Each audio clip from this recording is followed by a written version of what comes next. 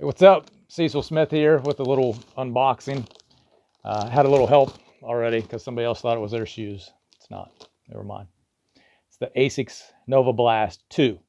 So I had the one. I was excited about the 2. It was a shoe I wanted to get, but the Nova Blast was so weird.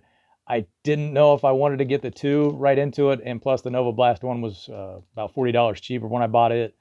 But I like the shoe. I think there are some issues with it. I have the Nova Blast 1 here to just kind of go over the things I hope they improved on. We'll see. Without further ado, and there is a studio audience today, so it's pretty exciting.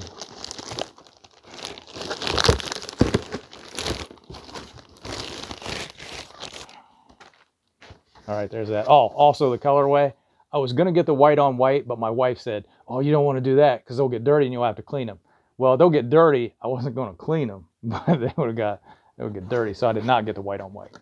Instead, I got black on white. So we'll see how this looks. Not bad. Not bad. A little orange under the black with some yellow. I like it. Orange on bottom.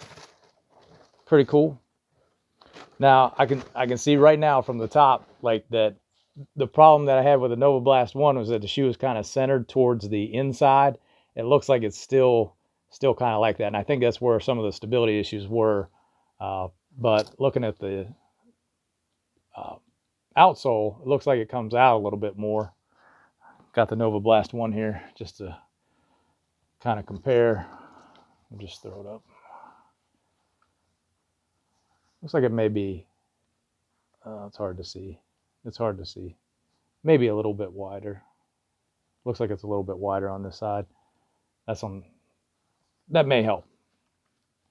And I think they increased the amount of foam in the front. I think it's still the same amount of drop, but 8 millimeters.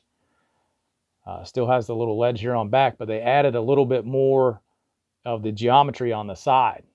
And I had the Asics Gel Nimbus 22 lights, and I was looking at those today, and I never really paid attention to them, but I think this may have been maybe the genesis for these type of shoes, because it has a little bit of that geometry built into it already. You can see on the outsole where it's cut in, and you can see where it's kind of wearing a little bit here. But, you know, they did this. It was kind of subtle. You don't really think about it. And then all of a sudden they come out with the Nova Blast, and it's, you know, really obvious that the midsole is cut out here. It takes away weight. I think it helps with what they call that trampoline effect. And this one, they kind of upped it a little bit.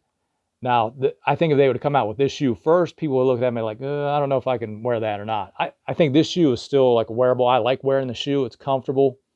And, you know, I think it looks decent with shorts, jeans. You know, it's just a nice shoe to wear around.